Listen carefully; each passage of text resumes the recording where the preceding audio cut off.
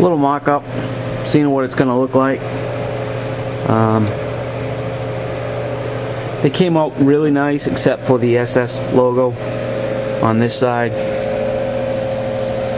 which is really, it is what it is now.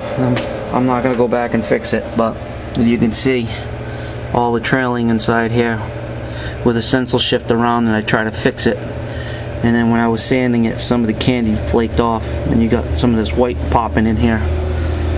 And but yeah,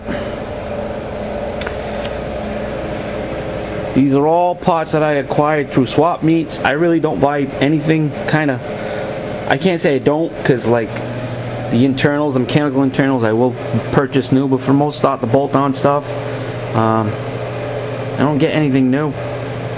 Cob, I got that at a swap meet. Intake, even these valve covers, this was at a swap meet.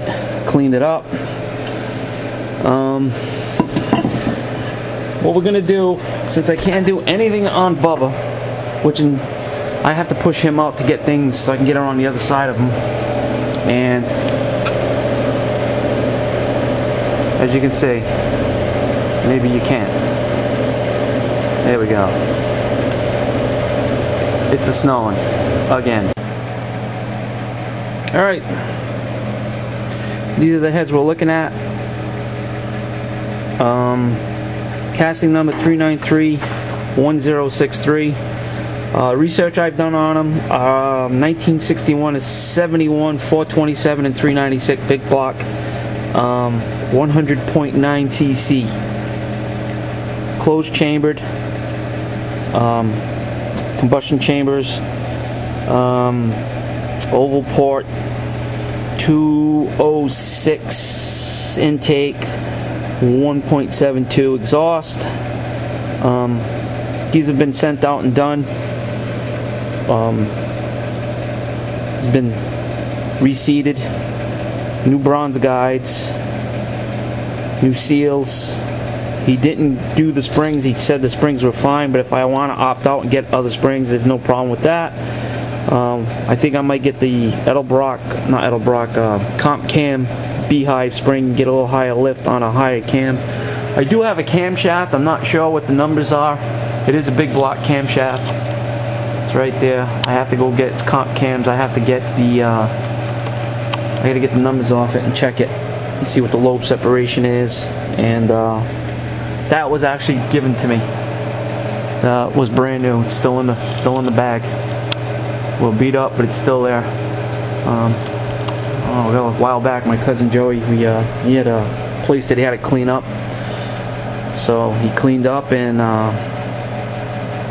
he had a whole bunch of big block pots there. A whole bunch. Like that intake. Headers, which I have, 2 sets. There was a whole bunch of stuff. And that was part of it. So he gave it to me. Now I gotta find the numbers on the end of it and see what the info, if they have any grind info on it. But these heads, what I want to do to them is I want to take everywhere the casting seam was. This is the water jacket. I want to smoothen this out and make it nice and clean so I don't have too much friction and resistance with my water. And some, that'll probably help the block run a little cooler. So we're gonna clean that up. And where the oil really turns down from the head back into your valley pan.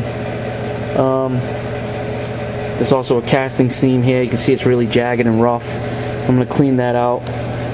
You just got to take care and not dig too deep. But for what I'm doing, I'm just going to clean the seam up. And I'm going to actually grab my die grinder with my broken arbor. I got to go get more arbors. I'm going to use the cone flap discs, and everywhere there's sanding, casting flash here, it's really rough because it's just the sand that they used on these forms. I'm going to polish it up, clean it up, make it nice and smooth as I can. I use this die grinder with a really long nose on it, but this little bugger was in the flood, and it was the last one I took apart, and it wasn't working. So I had it soaking in penetrating fluid, and hopefully it's fixed. If not, I might have to go out and Yet another one, another Harbor Freight trip. I don't know, did the configuration with the valve covers and the intake and the cob on there, and I think it's gonna look cool. And that's another question: is should I paint these black? Big block black? How about a tongue twister? Or the aluminum color, or the candy color with the skulls in it too, and do the block and the heads the same way, or is it gonna just be too many skulls and candy? So I'm thinking black. Just the head's black. The intake's going to remain aluminum color, and so you don't have so much green and skulls. There's enough on the car, I guess.